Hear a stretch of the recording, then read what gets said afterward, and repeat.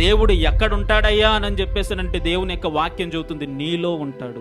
నువ్వే దేవునికి మందిరం, నువ్వే దేవునికి ఆలయం. ఇప్పుడు పాడైపోయింది ఏంటో చెప్పనా? ఈరోజు పాడైపోయింది మందిరం అంటే ఏదో కాదు, నువ్వే దేవుని ఆలయంగా నువ్వు పాడైపోయావు. ఆ రోజు పాత నిబంధన కాలంలో దేవుని యొక్క మందిరాల్లో విగ్రహారాధనకు సంబంధించినటువంటి క్రియలు జరిగాయి, వాక్యపు వ్యతిరేకపు క్రియలు జరిగాయి. ఆ మందిరం పాడైపోయింది. యోవాషు దాన్ని బాగు చేయించడానికి ప్రయత్నం చేశాడు. కొత్త నిబంధన కాలంలోకి వచ్చేసరికి అక్కడ మందిరం పరిస్థితి అదే.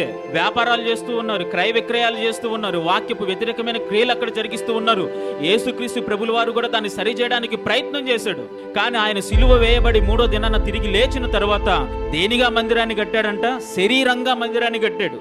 మీరు పడగొట్టండి, దీన్ని 3 దినాల్లో కట్టేస్తానని చెప్పేసానంటే అది దేవాలయం గురించి కాదు, తన శరీరం గురించి మాట్లాడుతూ ఉన్నాడు. ఎందుకనంటే ఇప్పుడు దేవుని యొక్క ఆత్మ, దేవుని యొక్క మందసం, దేవుని యొక్క ప్రత్యక్షత ఎక్కడుంది అనంటే మందిరాల్లో కాదు, మనలో.